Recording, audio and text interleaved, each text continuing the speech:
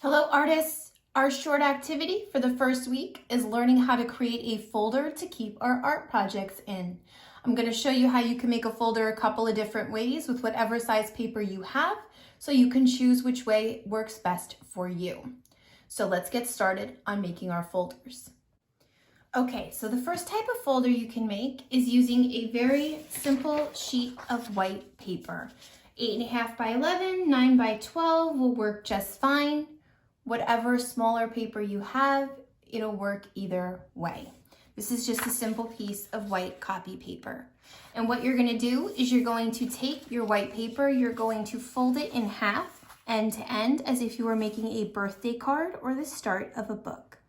Try your best to get the edges to line up, and once they do, you just take your fingers and press along the fold. It is a good idea to go over the fold a few times, that way it doesn't fall apart. You should take a marker or a pencil and write your name up top so that you don't lose your folder or get it confused with anything else.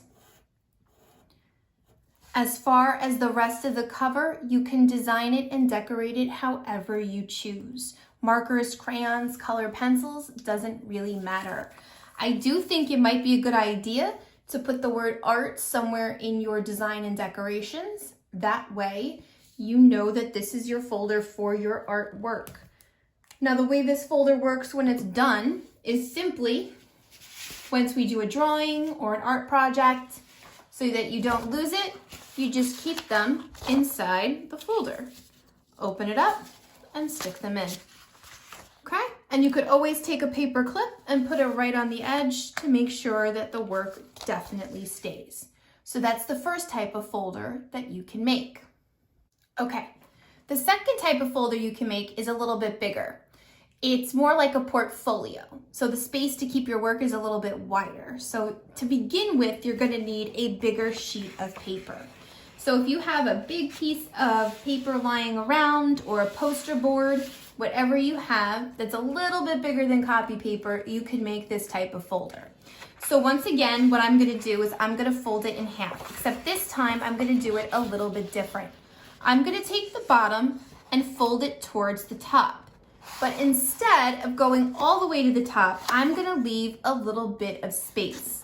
That space is where I'm going to write my name. So once I have a little bit of room left over, then I will press down along the fold a few times so that it doesn't fall apart.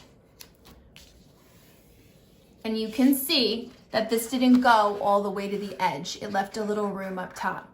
This extra room up top is perfect for you to write your name so that you know this is your folder. You can use a marker, a crayon, whatever you got. Okay? The space below is the cover of your folder. You can decorate that however you choose. So I wrote the word art on mine in bubble letters because I wanted to know that this was my art folder. So it might be a good idea to include the word art in your design. And I just decided to make a rainbow behind mine. But you can make whatever design you'd like. Markers, crayons, color pencils, whatever you want to use to decorate the cover is your choice.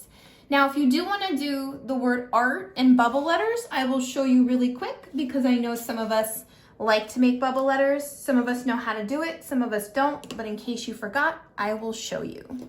So bubble letters, they start by making with a pencil our letters nice and big as if we were writing normally. I like to do capital letters, but you can do small lowercase letters also. You could do both and mix them up. Leave some space in between. R, space, and T, okay? Now, bubble letters are more rounded along the edge. So what I'm gonna do is start by the edge of the A. I'm gonna curve around the outside, up and over, like a bubble.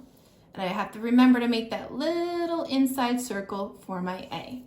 Now I don't want that inside A anymore that I started off with, so I'm just going to simply use my eraser to get rid of it. This is why you start with a pencil, and it's always a good idea to draw light until you get it right. And it's okay if you still see a little bit of it when you erase, because you'll color inside the letters and you won't see it anymore.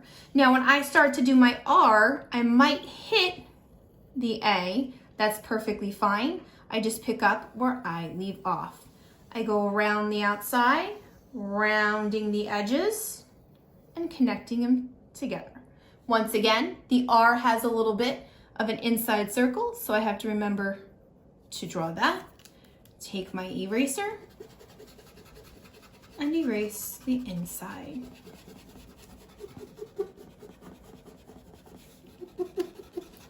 Once again, if you still see it, you'll color over it and it won't be there anymore. So don't worry about it if the pencil marks aren't perfectly gone. Last is the T, around the outside, curve the edge, and connect the top. Erase the inside, and now I have the word art drawn in bubble letters. You do not have to do the bubble letters on your folder. You may choose to do a completely different design, a completely different way. I just wanted to show you how to draw the word art in bubble letters in case you were interested. Now, once you have your folder all decorated, however you choose, you can leave it a couple of ways, the edges, to make sure your work stays inside. So I could leave it this way and just simply take my work. Here's a couple examples of some finished projects. And I could simply just take my work and keep it inside the folder like this. And it's okay if it sticks out. Sometimes things are different sizes than the folder, and that's not a problem. Or if I wanted to, I could close the edges so it became more like a pocket folder. And I could stick the work inside the pocket from up above. If I want to do that, I can choose to close the edges in two ways. If you have a staple, you can have the stapler, and of course, ask an adult to help you. You've got to be careful with the staplers and not putting your fingers anywhere near it, holding the paper flat. I could make the staples 2, 3 right along the edge. That's one way to do it. It's going to start to create a pocket. The other way you could do it is by using some tape. So if you have any kind of clear tape or masking tape, Scotch tape is perfectly fine. I could take a piece of tape that's about the same edge as my folder, same size, cut it with a pair of scissors, and then simply do this. Right along the edge, I attach the tape,